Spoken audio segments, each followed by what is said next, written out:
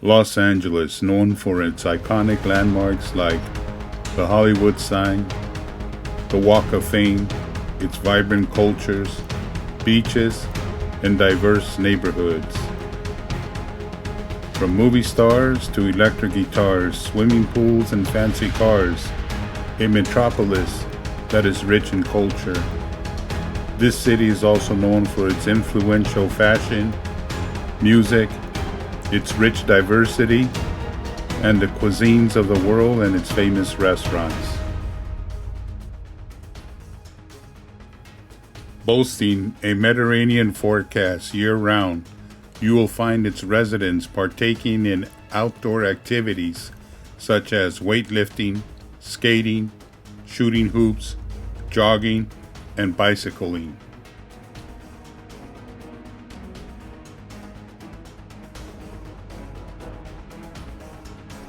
Los Angeles, also known as the capital of the lowriding scene, which is world famous with influences in Japan and other countries as well.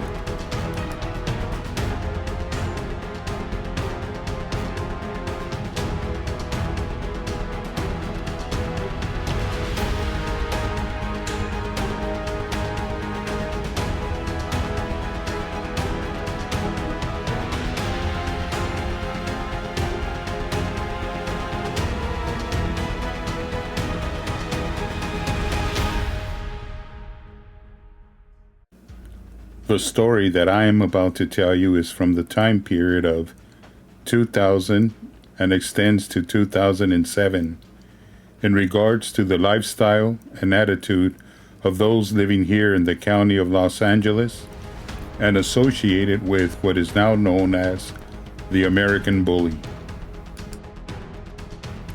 There are approximately 9.6 million people living in the county of Los Angeles alone, and it is estimated by the Humane Society that there is 560,000 canines in this county alone. It is estimated that 4.6% of these canines are American Pit Bull Terriers or Pit Bull types, putting the number of Pit Bulls or Pit Bull types at 25,600. This is the largest population of pit bulls in any county of the United States, making Los Angeles the perfect target for breed-specific legislation. This legislation made concessions for show dogs only registered with the American Kennel Club, the United Kennel Club, and the ADBA, American Dog Breeders Association, leaving the residents who own dogs that do not conform to the standards written by these kennel clubs susceptible to having their pets spayed or neutered. For this very reason, the most famous dog breeders and dog men of Los Angeles County came together and unified as a collective to start fighting BSL by starting our own registry known as the Bully Kennel Club. Featuring the American Bully, in 2002 we started to plan and organize an operation that would showcase our breed by photographing and taking video shoots that featured the matrix of the American Bully. The team that we put together to throw the first event for the Bully Kennel Club consisted of the following people: Rosemary Vasquez, Tiffany Saul, Rick Guerra, Warren Westbrook, Eddie Lomeli, Rodney Bingley, Tony Moore, Roger Calderon, Jerry Brown, and myself, Larry Duran. Roger Calderon was in charge of writing the standard. Jerry Brown was in charge of writing the curriculum for our judges. Rosemary Vasquez and Tiffany Saul were in charge of coordinating the show and developing the documents needed to throw a dog show. Rodney Bingley would be our front man and would MC the first show. Warren Westbrook was in charge of video productions to showcase our bullies. Rick Guerra was in charge of regulatory compliance. and I, Larry Duran, was in charge of the marketing and advertisement for the show. In 2003, a gentleman out of Los Angeles, California, by the name of Jack Jajola, hosted the first seminar at the Stardust Hotel in Las Vegas. Mrs. Jajola, Jack's mom, had a corporate background and threw a professional event known as the Big Bull Seminar. Mrs. Jajola heard about our event and invited us out to advertise and display the happenings of our first show that would be known as the Bully Expo, where we would award the first American bully known as the Super Bull. The inaugural event took place in the summer of 2004 and was covered nationally by ABC Channel 7 on the Jimmy Kimmel Show. It would be the first time ever that the bully variant of the American Pit Bull Terrier would be displayed as its own breed known as the American Bully. This variant of the American Pit Bull Terrier has been around for some time. My first encounter with the variant was in 1979 in El Monte, California. There is also a video of a breeder out in the East Coast who also gives an explanation for the American Bully dating back to 1980. I will now tell you of the gentleman involved with the founding of the variant known as the American Bully. Here is how it all began.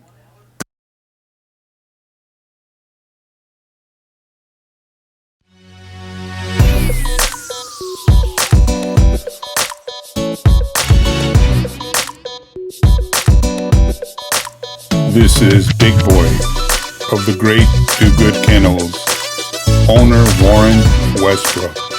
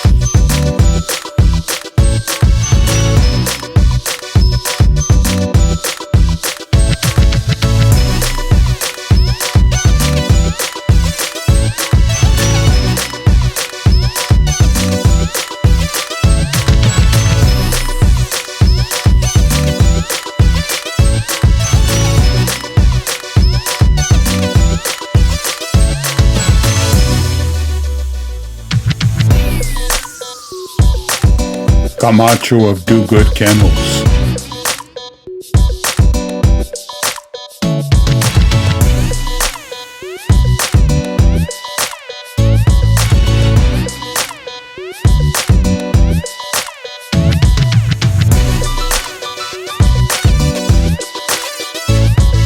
Camacho, grandpa of them all.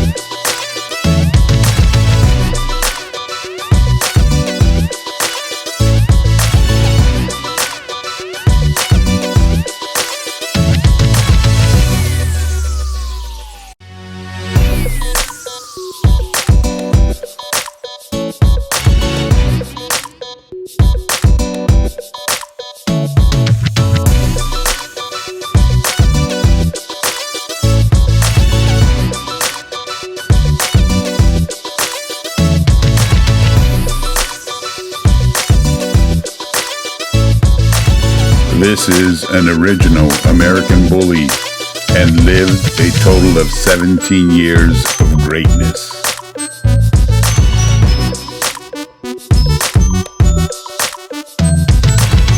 Sire of Raider 2 and Monster G. Grandpa of Monster, King Boom Boom, and Big Boy.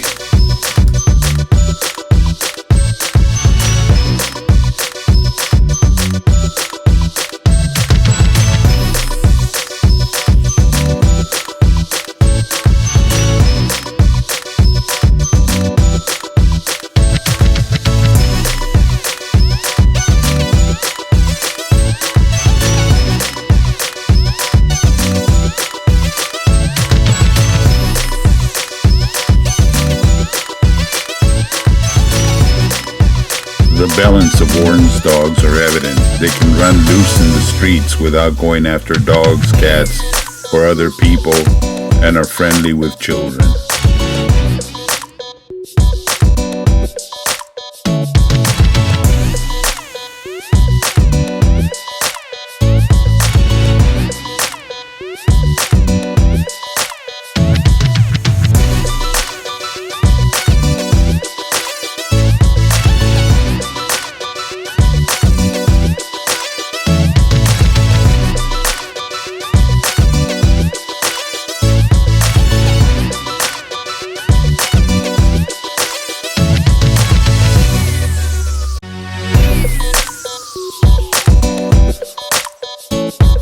Displaying intelligence, temperament, and balance, Mr. Westbrook's canines represent him well. A class act.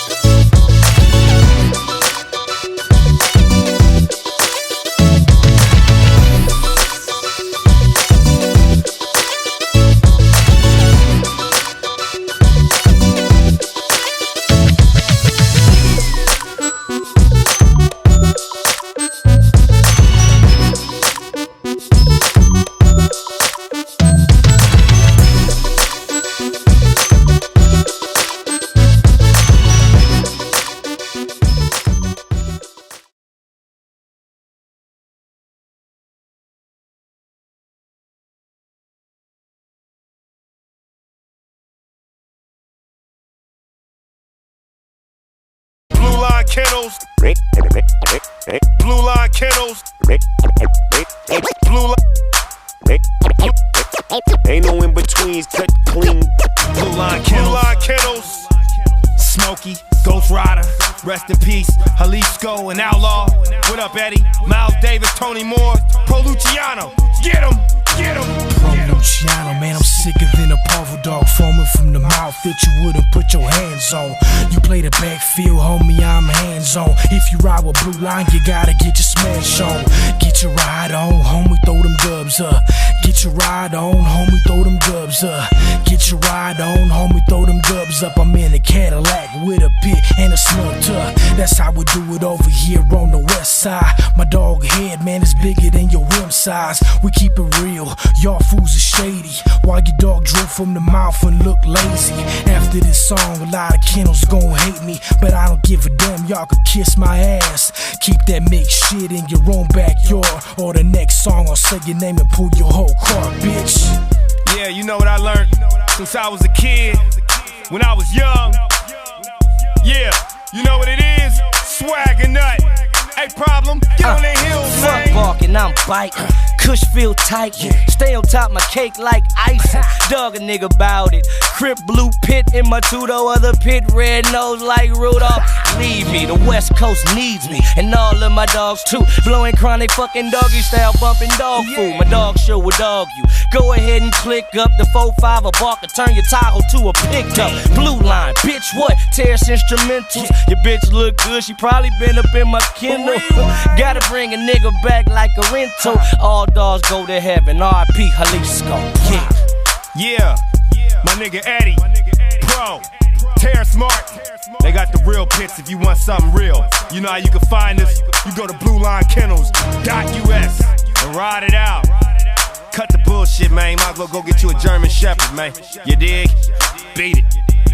Ride. bluelinekennels.us. Church.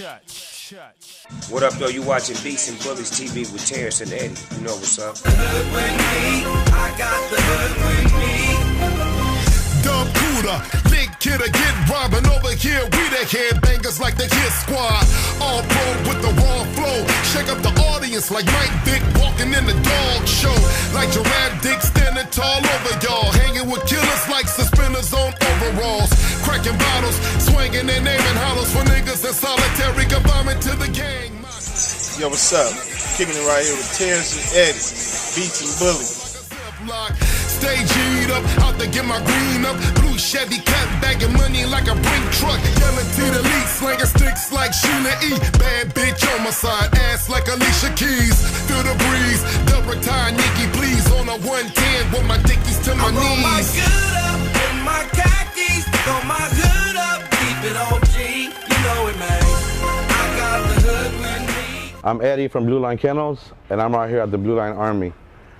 What the Line Army is, it's a clique, a chapter of the Line Kennels, basically breeding the Line bloodline dogs, which is, you know, a lot of the My Foundation stuff, which comes out of Jalisco and Smokey and Outlaw. Nice dog to have. They're loyal. They're just, you know, nice looking. They're muscular. Just, I grew up loving this since I was a teenager.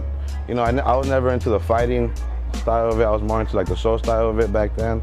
Maybe the old family red nose, just to have a pit bull. But what we like about the pit bulls is just, you know, what they stand for. And pretty much, you know, they're loyal and you could guard. You know, I left my house right now and just left a dog inside. I have a lot of valuables.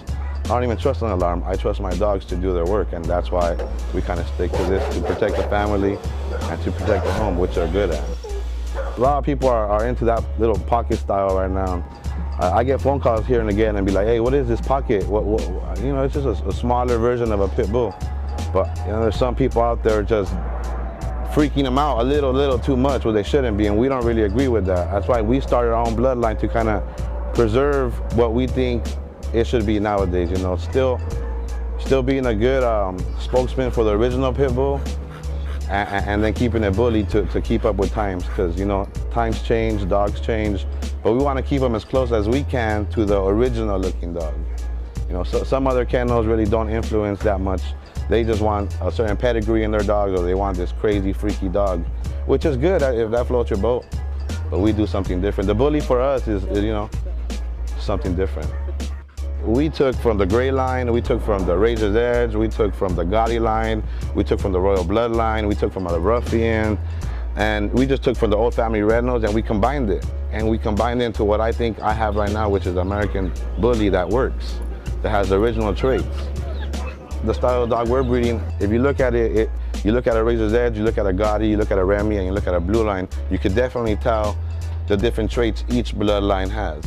You know, and I keep a consistent look because, I mean, I've been doing it for a minute and that's what I want to do. I dedicate my whole life to doing this and I understand how to do it. So I have different bloodlines in my stuff, but I pick the best to throw in there. So what you see and how you say it, it's my hard work over the last maybe 10 years of trying to put this together. And the bulliness has been around for, like, in my yard, maybe going on 5 years, maybe going on 4 years, 4.5 years. That's when I officially made the conversion from original traditional pit bull to bully pit bull. Eddie Lomeli was there from the very beginning. From the Las Vegas show, back to Pomona, down to Florida, back to Pomona. Eddie was there as a support for the American Bully, planning and organizing. The one thing you know about Eddie is that you can count on him. He is definitely one of the founders of the American Bully here in Los Angeles, California.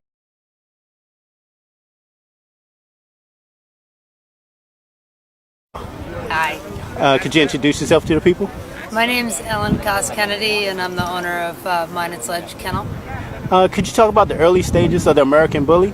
Well, I feel like I watched it from its infancy. Back in the 80s and 90s, we were already breeding pocket pits and heavy pits and extra large, and a lot of those were things that didn't work out so well, and we abandoned them and moved on. Watched the American Bulldog start up and actually turn into a good breed, and I feel like the American Bully is its second time around trying to be a breed, and I'm hoping that some of the mistakes we made early on won't be repeated, that people pay close attention to the genetics of the dogs involved and some of the structural abnormalities that go along with the type breedings that people do to create a certain look. And I think that I applaud it. I like the fact that it's getting separated out, but I also think it's really important that we preserve the original American Pit Bull Terrier as its own breed. I think that they need to become separate, but it'll take a while. Meanwhile, in 1979, Larry and his wife Sandy Comers were introducing me to the American Bully as a variant of the American Pit Bull Terrier.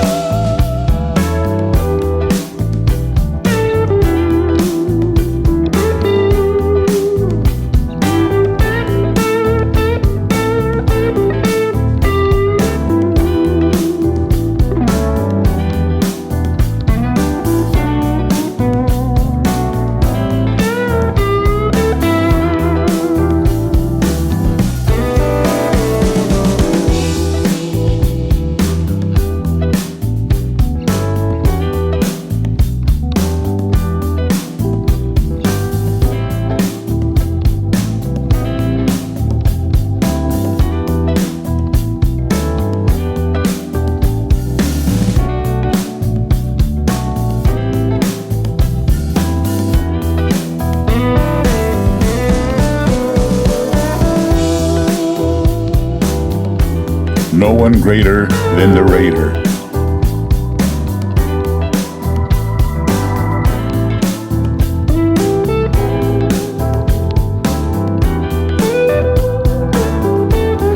Tony Moore, the ultimate canine mind.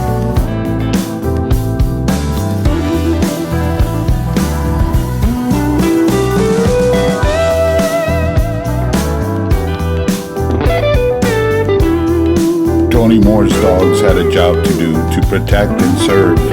No lap dogs here.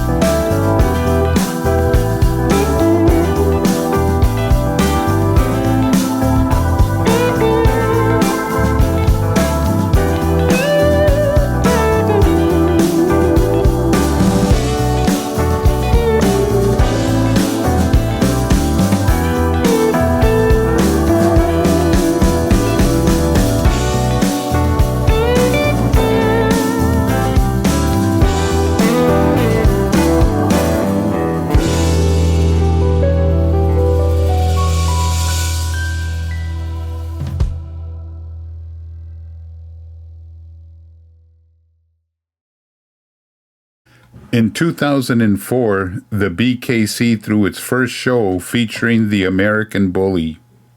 It would be the first time that it was introduced as its own breed. It was important to us that we give Tony Moore the Lifetime Achievement Award for Gray Line and his great dog, the Raider 2. Congratulations, OG. You made history. The next honoree more to call to the stage is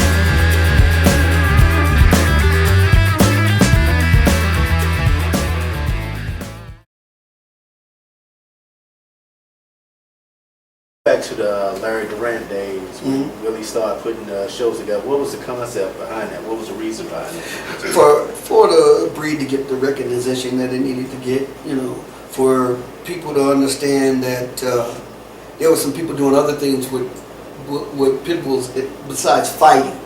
That we were proud owners of our animals just like everybody else was. So this was something that was a focus of Larry Durant's. And, we wanted to get away from that stereotype. Right. You know, that negative stereotype. And it's still there. I mean, it's arguably worse now than ever with the dangerous breed laws all over the world and the BSL. And there's like 21 breeds that get classified as a pit bull when they're picked up by the dog catcher. It's crazy. Yeah.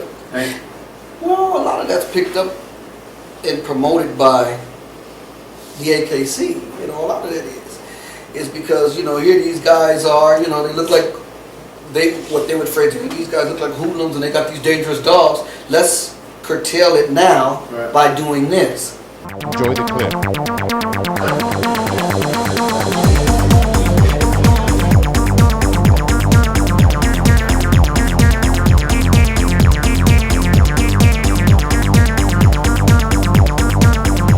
There are 52 total dogs right now deemed vicious under California state law. The one flipping the bill for all of them right now is the American Pit Bull Terrier. But we basically hold this so that we can start mainstreaming the breed and see if we can get together with some good people, lawmakers, good breeders, so we can put laws together that make sense and also give people the right to own these dogs. Los Angeles is going to be one of the biggest cities that BSL is going to approach, and basically the whole United States is watching. And we pull people aside and say, look, check it out. This is what's going on. This is how you look. You're holding this dog. He's got a spike. He's got a chain. This is part of the problem. This is how they see us. This is how they view us. And we need you to be part of the solution, because we're going to get to a point where we're not able to keep our dogs. So that's the goal, to bring in the public, educate us, and in turn we will educate on local law and why people see us and the breed the way they do. Set Free Soldiers come out representing for the dogs right there, and you know, we got a dog ministry at Set Free.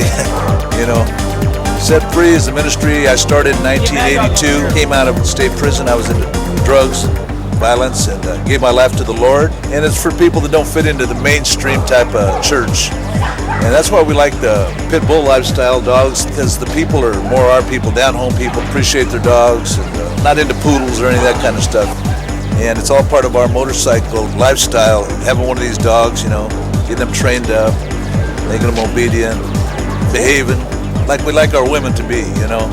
Because pit bulls represent something that is hardcore looking, kind of infamy to their name and the story behind them, but yet they're like big teddy bears. They're like my partner Big Ed over there. I mean, he's just as soft and sweet as can be on the inside, but on the outside, he looks like he'd eat you. So that's why we like pit bulls. They got the look, and they got the style that represents the Set Free Soldiers' way of life. You know, we want to pull in and look like it might be trouble. We like to go where Pizza Man won't deliver, but we're there to reach out a hand to help somebody. And that's what pit bulls are all about. You know, they're good, strong, and they really are kind. You know, when raised up right. So that's why we're into pit bulls.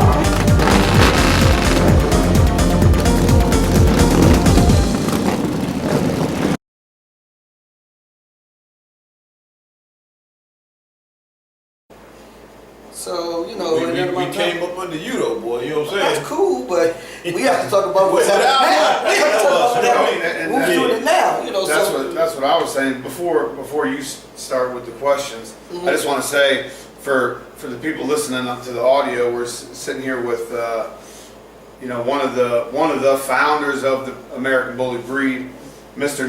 New Trojan himself. Thanks for sitting down with us, first of all. I love to. It's a pleasure. You know, you're looking at like how the fuck is he doing that? Like, how is that? You know, and how do I get something like that? But this is all the way 2008, 2009. Right. You know, so it was years after you're already. And he already had established a consistent line. Right, exactly. When you saw that New Trojan dog, you was like, that's New Trojan. You knew it. You know what I'm saying? Oh, yeah. By the markings, the look of the dog, you knew right away just by looking at that dog, that's a new Trojan dog. Had that dog bred, and you already looking to hear the new Trojans. Right. You know what I'm saying? You can pick it out. That's when you didn't make it, when you get a consistent line. Like Even that, now, consistent look. Even now, there's traits that come out of these dogs now that come directly from. I got major traits directly from him, Right. from his yard. Right. And like I said, even my style of breeding came directly from his yard. Right. Yeah. And see, some of the dogs that they've given other names now to, that come out of some of the lines like Do Good and Gray Line. You know, I was, before he passed away, Tony, I was good friends with Tony. And that's how I was able to acquire, I had Shaka and Mustang. Shaka was one of Tony's really favorite all blue pits. And she was so athletic and so well put together that I remember a guy had bought her and Mustang from Tony, and I was able to get both of them back. And Shaka, being Monster G's mother, Right. once I had that, and it was out of that do good stuff, I knew that if I could, if I could get some consistency from it, that I would get some good dogs. And I was able to do business with people like Cruz. You know Cruz, right? You know Cruz as well. Yeah, of course. Yeah, and Cruz got Piggy from me and a couple of other Blow. Yeah, from. And these dogs all came out of that one line. Now, the funny part about it, Monster G's mother, and that's why I guess we have so much of his stuff floating around, was Shaka. And she, for some reason, would only have 2 puppies. Only 2. I gave one to another gentleman, and I never ever got a chance to find out what happened to it. I don't know where he is. But to make a long story short, we got Monster G from that, and we were able to keep Monster G in with some of the stuff from kin folks like Brianna. Raised certified. Yeah, of course. Well, Brianna's raised certified production, and out of that from Showtime. Mm-hmm. Great Line Showtime. And so we were able to bring some of that, the Brianna stuff, back to that, and with to be absolutely on the point with it, Showtime is Juan Gotti's mother.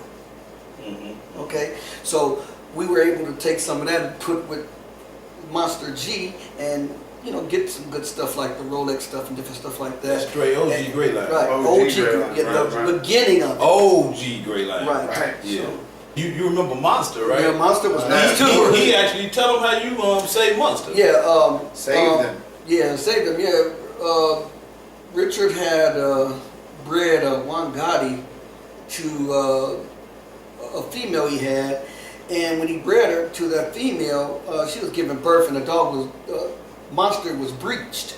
He was in sideways. And so Rich didn't know what to do. He's over there panicking and everything. I said, hey man, you just can't just let it stay like that. And she's panicking and straining and so forth and so on. So I just say, hey man, just give me the gloves. He gave me the gloves, and I was able to reach in, turn it the right way, and pull him out.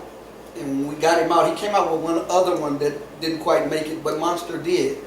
And he turned out to be a hell of a dog. Jack, I think, had him. And then Richard got him back. But Monster was Richard Barajas' Monster was a nice, muscular, beautiful pit too.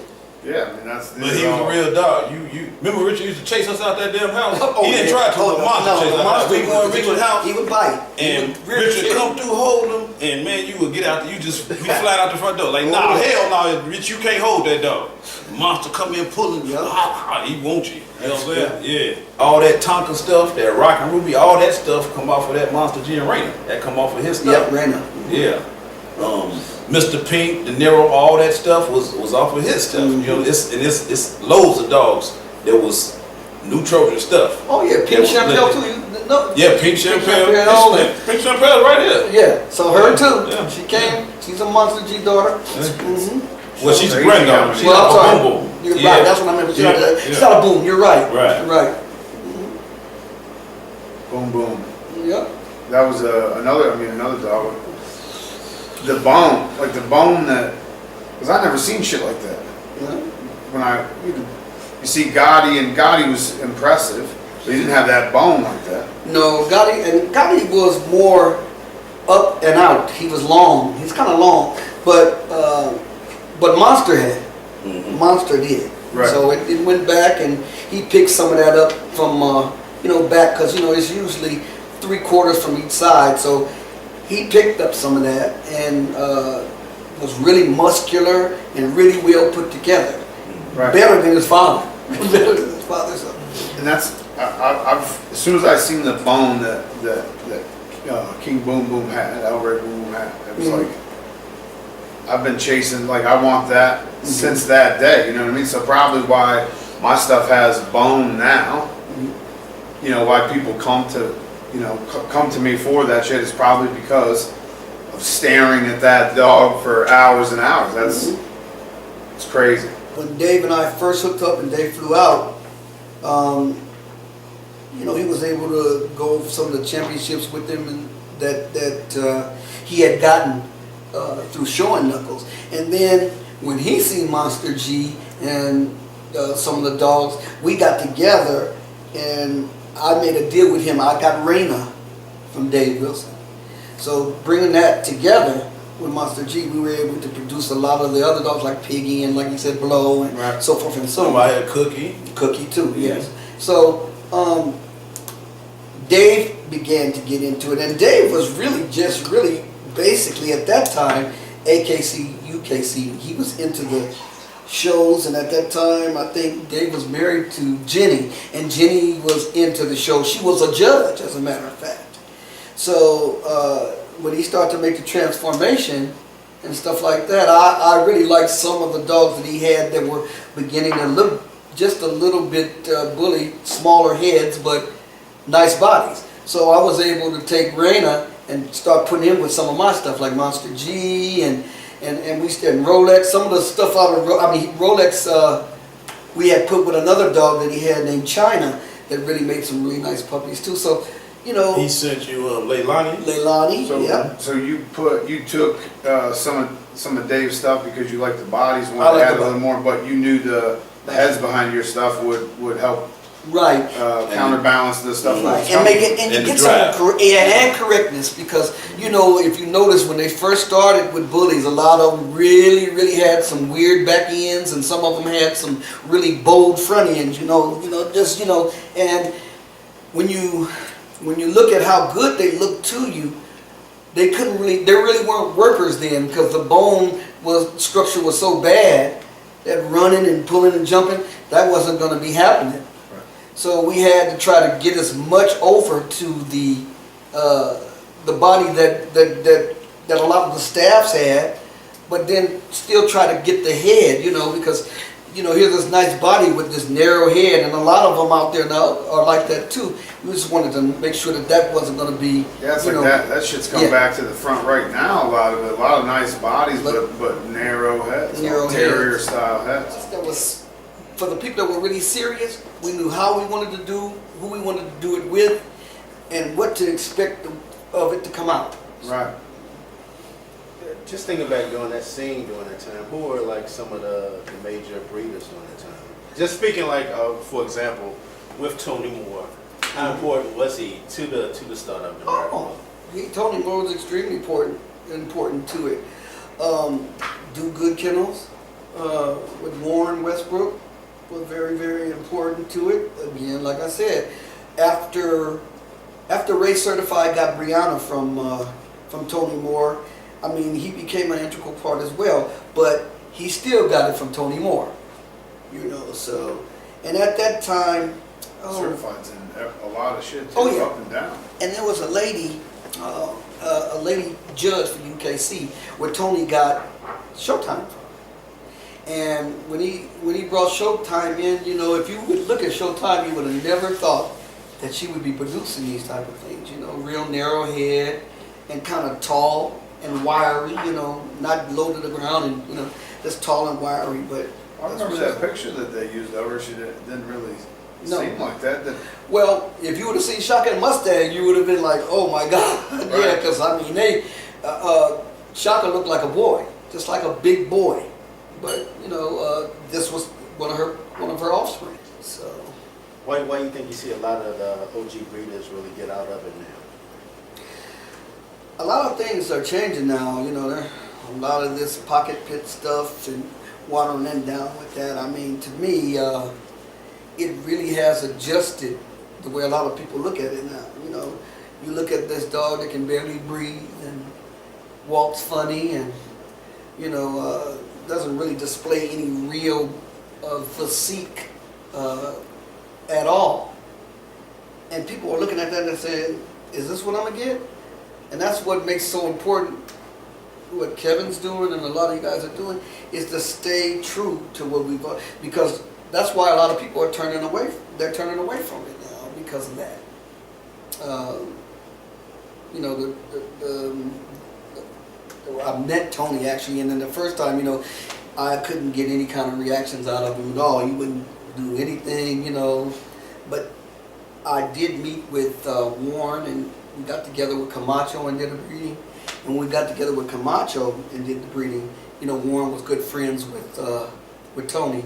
And so at the time, I was able to get to Tony and went several times to try to see if we could do something, set up something where I could get something from him, and nothing happened. And then on the final time, there was a guy that Tony had sold Mustang and Shaka to. His name was Carl Bishop. And when he sold him to him, something happened where he ended up being incarcerated.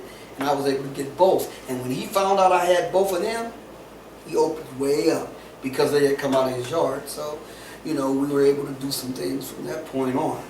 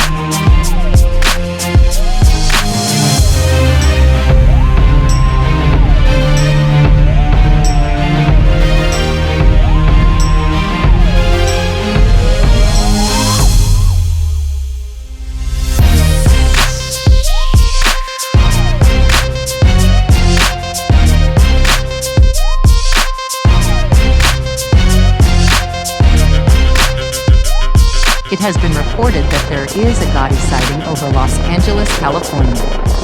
Again, I am reporting a Gotti sighting over Los Angeles, California. There is something over the hill. Right over there. It says the rise of the Gotti line. It looks like a takeover.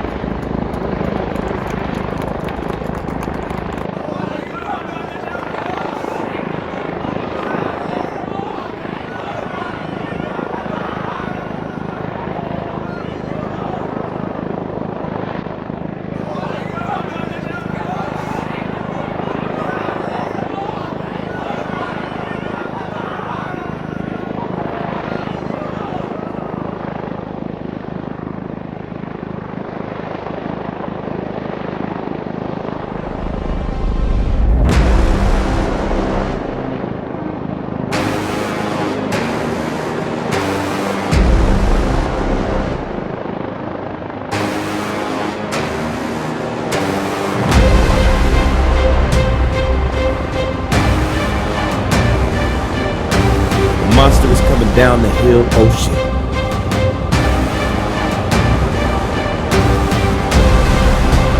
They're coming down the hill.